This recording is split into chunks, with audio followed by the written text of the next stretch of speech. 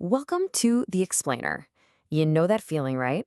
The exhaustion of just having way too many options. We've always been told that freedom is all about having endless choice. But what if that's the very thing that's making us miserable? Okay, so let's start with something we all get, especially now with streaming. This quote from a Reddit user just hits the nail on the head. You sit down, you want to relax, you open up an app, and bam, you're hit with this wall of options.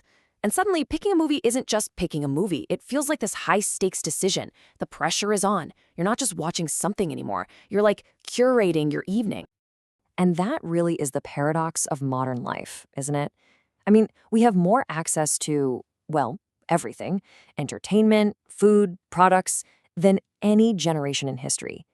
Total freedom to choose. So why does it so often feel less like a gift and more like a chore? Well, this feeling is so common now, it's actually got a name. Let's call it the Netflix syndrome. Because, let's be honest, it all starts with those platforms we find ourselves endlessly scrolling through every single night. So what's really fascinating here is who feels this pressure the most. Turns out, it's Gen Z. The very generation that grew up with these platforms, they love them, but they're also the ones who feel the most overwhelmed. Think about it. They've never known a world without endless options, and yet they're the ones feeling the full weight of it.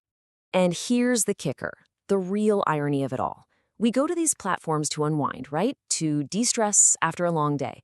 But the mental effort, the cognitive load of trying to pick something from thousands of titles, it actually ramps up our anxiety before we even hit play. So the very thing we use to relax is actually stressing us out. Crazy.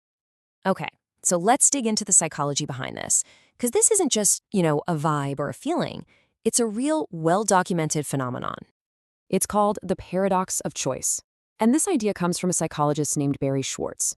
It basically flips everything we think we know about freedom completely on its head. We're taught that more is always better, right? But Schwartz's whole point is that actually, after a certain point, more choice doesn't make us happier. It does the opposite. And if you want to see this paradox in action, there's a perfect example. It's one of the most famous experiments in psychology, actually. It's all about jam. So here's how it worked. It was super simple. Researchers set up a tasting table for gourmet jams in a grocery store. On one day, they put out a huge spread, 24 different kinds of jam. Then on another day, they scaled it way back to just 6. So with only 6 jams to choose from, the results were pretty good. 30% of the people who stopped for a sample actually bought a jar. But when they had 24 jams out, the number of people buying plummeted. Even though more people stopped to look, only a tiny 3% ended up making a purchase. Just 3%. That's a tenfold drop, and it perfectly shows the paradox at work. All those extra choices didn't empower people, it totally paralyzed them. When you're faced with that much choice, sometimes the easiest decision is just to make no decision at all, to just walk away. So, why does this affect some of us more than others? Well, according to Schwartz, it really boils down to 2 different types of decision makers, and you're probably going to recognize yourself in one of these. Okay, so on one side, you've got the maximizers.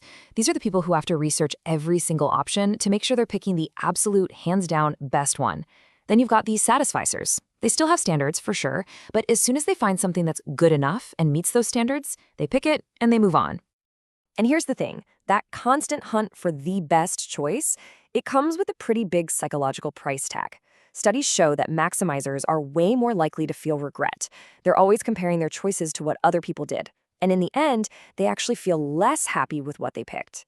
What's really concerning is that this way of thinking is strongly linked to higher rates of depression. So, if being a maximizer is so exhausting, especially in this world of endless options, how do we get out of that trap? How do we learn to actually be happy with the choices we make? The antidote, the solution, is to embrace the art of satisficing. The word itself is a mashup of satisfy and suffice, and it was actually coined by an economist named Herbert Simon. It's all about aiming for a result that's satisfactory or adequate. Just good enough instead of perfect. Now, let's be really clear here. This is not about lowering your standards or settling for less. Not at all. A satisficer can have super high standards. The real difference is once they find something that meets them, They stop looking. They feel relieved, and they can move on without being haunted by the what-ifs of all the other choices they could have made. Okay, so how do we actually do this? Here are 4 really practical tips from Schwartz's research. Number 1, actively seek good enough, not the best. Number 2, just lower your expectations a little bit.